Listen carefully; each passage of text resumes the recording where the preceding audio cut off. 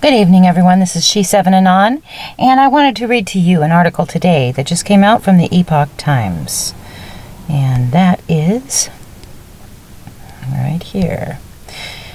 30 years after the collapse of the Berlin Wall, Polish Solidarity co-founder has a strong warning to the free world. This was published today, November 9th, 2019, by Ella Kalinski of the Epoch Times. November 9th marks the 30th anniversary to the fall of the Berlin Wall, which led to the unification of West and East Germany under NATO.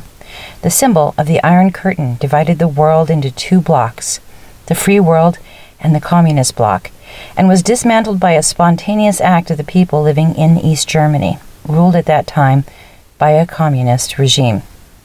On November 9th, 1989, the East German communist regime, facing civil unrest, decided to loosen its travel regulations prohibiting travel between East and West Germany, effective the next day.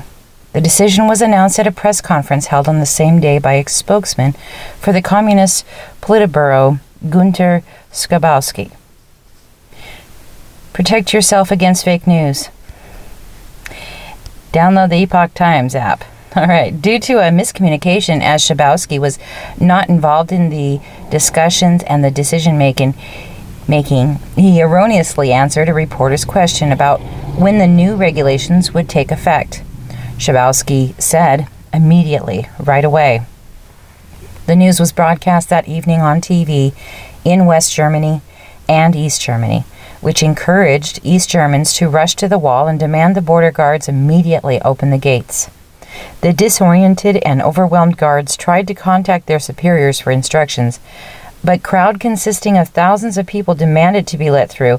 As Schabowski said, "We can."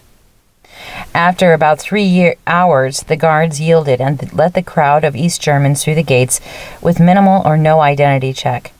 After crossing the gates, they were greeted cheerfully by West Germans who also gathered on the other side of the wall to celebrate.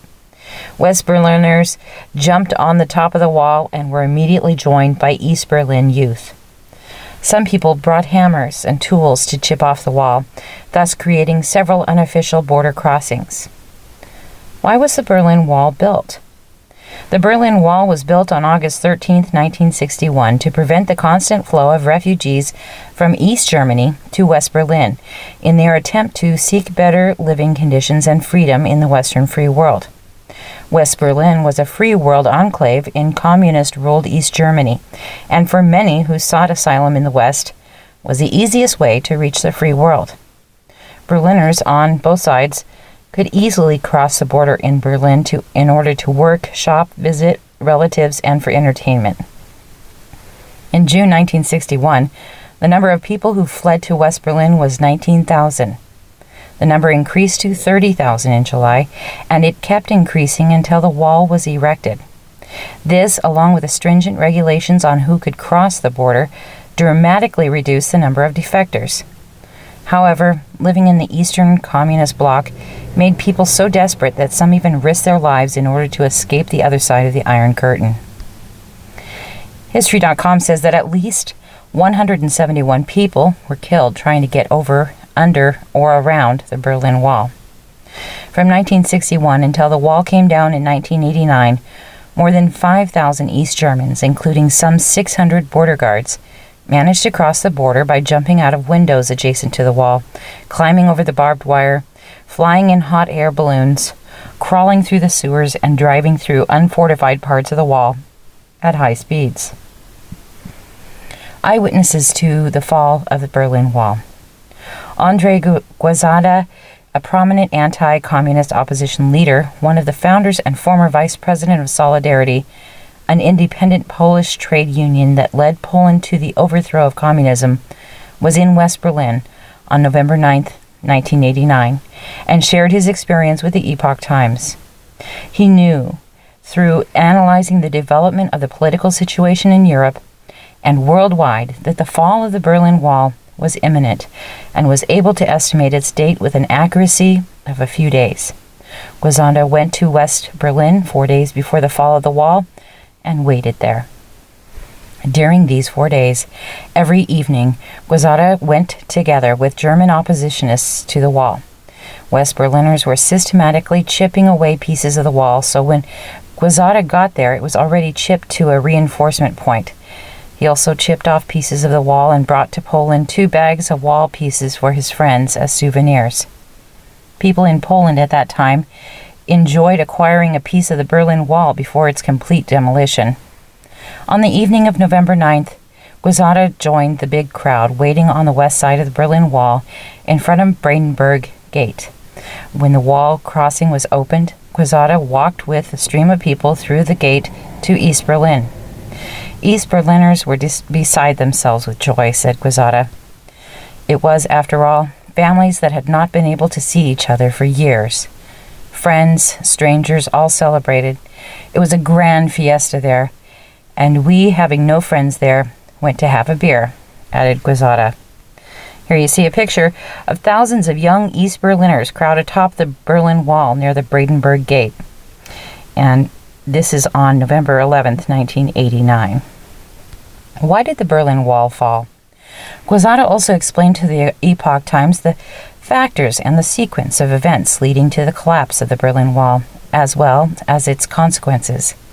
In 1986, during the Cold War era, General Secretary of the Soviet Communist Party Mikhail Gorbachev rejected Marx's doctrine and established a new system in the Soviet Union called perestroika in Russian, meant to reform the country's inefficient and oppressive economic and political system. The meaning of this term is reconstructing, or restructuring, or transformation. At the same time, Gorbachev also rejected the Brezhnev doctrine of limited sovereignty, which justified the Soviet Union's intervention in the affairs of the Eastern Bloc countries if communist rule or Soviet domination was compromised. Guazzata said that it was like a statutory permission to intervene in the affairs of countries of the Soviet bloc. According to him, it meant that Poland de facto regained sovereignty, but the implementation of this decision took 3 years. The same held true for other Eastern Bloc countries. However, it was not until 1989 that the entire bloc actually became independent of direct supervision. Direct domination, or direct control by Moscow, said Guazzata. It became obvious that Germany would unite as a result of the system transformation. Communism has not disappeared. While it's believed by some that the fall of the Berlin Wall marked the end of communism, it turns out that communism did not disappear with the disintegration of the communist bloc in Eastern Europe. Guazzata said that communism was de facto rejected by communists. Communism has gone down in history, but communists remain in the highest positions and continue to manage Poland and other countries of the bloc. Guazzata cited the history of the Polish Socialist Party to illustrate it. The Polish Socialist Party was established in 1892 based on the Marxist ideology. The only difference between the PPS and other communist or socialist parties was that the PPS advocated national liberation. PPS and Western socialist parties turned out to be precursors of communism, Guazzata said. Shortly after communist rule was established in Poland, the PPS was absorbed by a communist party called the Polish United Workers' Party. According to Guazzata, after the liquidation of communism was announced by Gorbachev in 1986, the PPS was reactivated in Poland. The reactivated PPS obtained a certificate of its continuity from the PPS in exile in London and officially asked Socialist International to unsuspend or wake up the Polish Socialist Party. PPS was suspended in Socialist International after Poland lost its independence due to World War II. Guazzata said that the Socialist International officially responded to the PPS that the restoration of the PPS within Socialist International was impossible because the spot after former PPS was reserved for the new Social Democratic Party into which the Poland's Communist Party will be transformed. At that time, nobody knew about any plans to dissolve the Polish Communist Party. On June 4, 1989, the PUWP lost the first partially free election in Poland. It dissolved in January 1990 on its 11th Congress. Its final first secretary, Mieczysław Rakowski, said in his speech at the 11th Congress, "We adopted a resolution to dissolve the party, PUWP, and today, by saying goodbye to her, I do not think that we put her in the coffin," according to Pulse BizNews. Professor Antony Dudek wrote in his book, Regulated History, Decomposition of Communist Dictatorship in Poland, 1988 to 1990, that during the break in the Congress session, over 1,100 delegates created a new party, Social Democracy of the Republic of Poland, that inherited all assets of the dissolved PUWP. A year later, the new party joined Democratic Leftist Alliance, SLD, which was admitted to Socialist International in 1997 until its withdrawal in 2017. Usually attention is given to the overnight transformation of the Communist Party into the Social Democratic one. However, something else was more important.